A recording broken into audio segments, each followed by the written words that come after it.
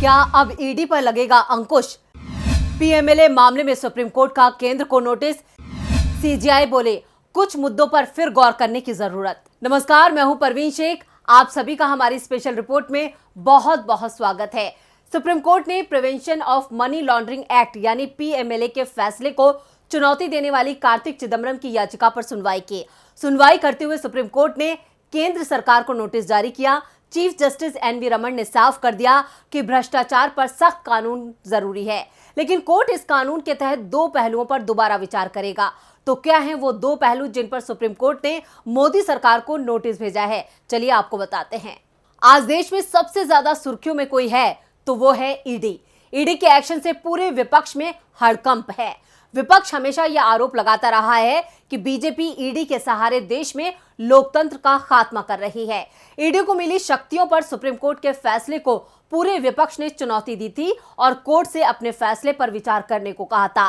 Prevention of money laundering act यानी PMLA पर आए कोर्ट के फैसले को चुनौती देने वाली कार्तिक चिदम्बरम की याचिका पर देश की सर्वोच्च अदालत ने सुनवाई की।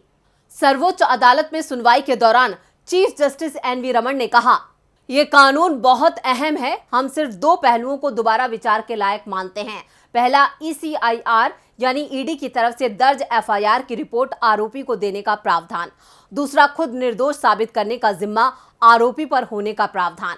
इससे पहले 24 अगस्त को कोर्ट ने इस मामले में खुली अदालत में सुनवाई और मौखिक दलीलें रखने की इजाजत मांगने वाली अर्जी को मंजूर कर लिया था और मामले को 25 अगस्त को खुली अदालत में सुनवाई के लिए निर्देश दिया था। न्यायाधीश एनवी रमन, न्यायमूर्ति दिनेश माहेश्वरी और न्यायमूर्ति सीटी रवि कुमार की पीठ ने 24 अगस्त को कहा कि मौखिक सुनवाई के लिए अर्जी मंजूर की जाती है। मामले को 25 अगस्त 2022 के लिए सूचीबद्ध किया जाता है।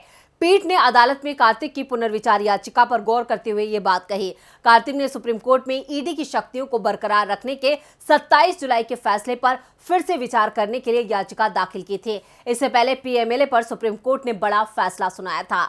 ईडी की तरफ से दर्ज केस में फंसे लोगों को झटका देते हुए कोर्ट ने पीएमएलए कानून के प्रावधानों को चुनौती देने वाली याचिकाओं को खारिज कर दिया था। कोर्ट ने कहा था कि साल 2018 में कानून में किए गए संशोधन सही हैं। इसके साथ ही सुप्रीम कोर्ट ने ईडी के सभी अधिकारों को बरकरार रखा था। 2014 के बाद से ईडी कुछ ज्यादा ही एक्टिव हो गई है और यह भी कमाल है कि ईडी ने अब तक बीजेपी नेताओं के खिलाफ कोई एक्शन नहीं लिया है। ईडी की कार्यप्रणाली पर पूरा विपक्ष ये आरोप लगाता है। ईडी का क्यों होता है इस्तेमाल?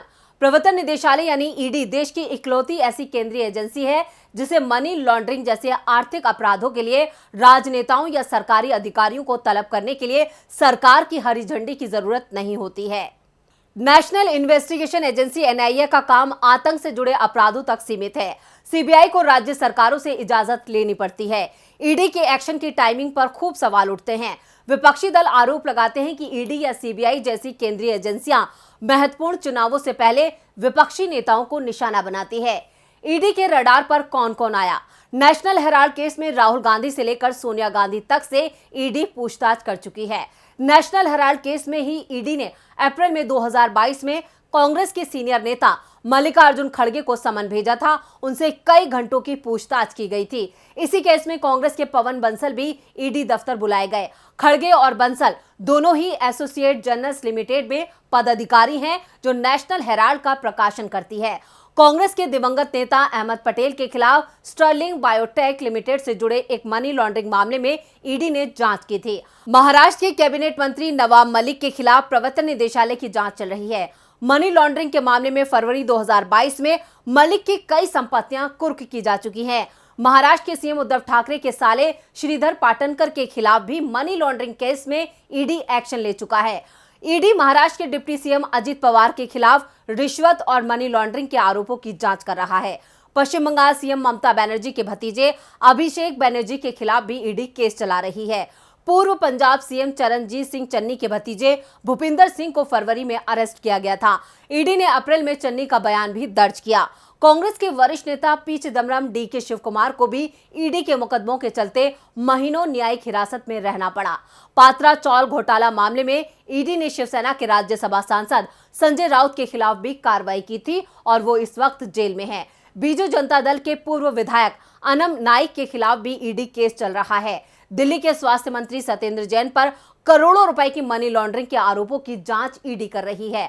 तमिलनाडु में TTV Dinakaran Jammu Kashmir cricket association में कथित घोटाले से जुड़े केस में पूर्व सीएम फारूक अब्दुल्ला भी ईडी के रडार पर रहे हैं।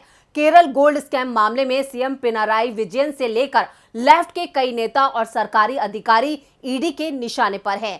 ईडी ने कथित मनी लॉन्ड्रिंग मामले में शिवसेना नेता और महाराष्ट्र के मंत्री अनिल परब को तलब किया। उन्हें 15 जून को एजेंसी के सामने पेश होने को कहा गया है।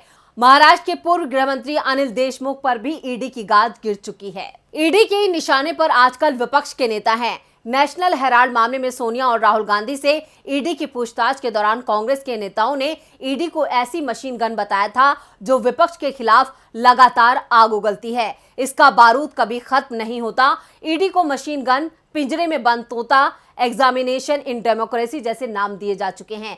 ईडी का नामकरण सपा प्रमुख अखिलेश यादव भी कर चुके हैं। अखिलेश ने एक ट्वीट में ईडी को लोकतंत्र का इम्तिहान करार बताया था। अखिलेश ने राहुल का सपोर्ट करते हुए ट्वीट किया था, ईडी का मतलब अब एग्जामिनेशन इन डेमोक्रेसी बन गया है।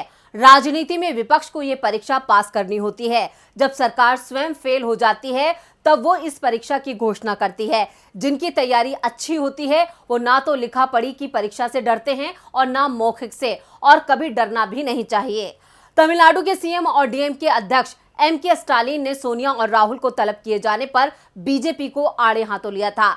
एक ट्वीट में स्टालिन ने ईडी के समन को राजनीतिक बदला करार देते हुए बीजेपी पर ईडी को इस्तेमाल करने का आरोप लगाया था।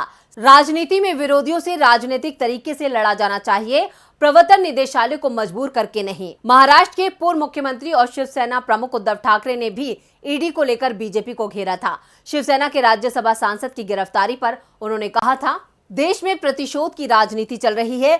सरकार के खिलाफ बोलने वालों का सफाया किया जा रहा है। हमें संजय राउत पर गर्व है। असली शिवसैनिक जो झुकेगा नहीं वो संजय राउत है। जो कहते थे वो झुकेंगे नहीं, आज वो सब एक तरफ हैं। संजय राउत ही सच्चे शिवसैनिक हैं। प्रिवेंशन ऑफ मनी लॉन्ड्रिंग कानून में मनी लॉन्ड्रिंग को रोकने और संपत्ति को जब्त किया जाता है। धन शोधन निवारण अधिनियम या prevention of money laundering act को साल 2002 में पारित किया गया था और 2005 में इसे लागू किया गया था। समय समय पर इस एक्ट में संशोधन हुए, जिसके बाद ईडी उन लोगों या संस्थाओं के खिलाफ कार्रवाई कर सकेगी जिनका अपराध पीएमएलए के तहत ना हो। इसके अलावा 2012 में इस एक्ट में संशोधन हुए, जिसके तहत bank, financial institutions, mutual fund, बीमा कंपनी और फाइनेंशियल मध्यस्थों पर भी पीएमएलए एक लागू होगा। हालांकि इस एक्ट के तहत मुख्य रूप से गैरकानूनी हथियारों की सप्लाई, जिस्म फरोशी, ड्रग्स और नशीली चीजों की तस्करी के जरिए जो कमाई करते हैं उन पर भी इस एक्ट के तहत केस चलाकर दोषी ठहराया जा सकता है। तो ये थी हमारी स्पेशल रिपोर्ट। आपको हमारा ये वीडियो कैसा लगा नीचे कमेंट बॉक्स में अपनी राय जरूर दें और इस वीडियो को ज्यादा से ज्यादा लाइक करें और शेयर करें। देखते रहिए डीबी लाइव। नमस्कार। हमारे चैनल से जुड़े रहने के लिए YouTube पर टाइप करें डीबी लाइव, सब्सक्राइब बटन को क्लिक करें और बेल आइकन को दबाना न भूलें ताकि खबरें आप तक पहुंचती रहें। देखते रहिए डीबी लाइव, क्योंकि यहाँ हैं खबरें लगातार।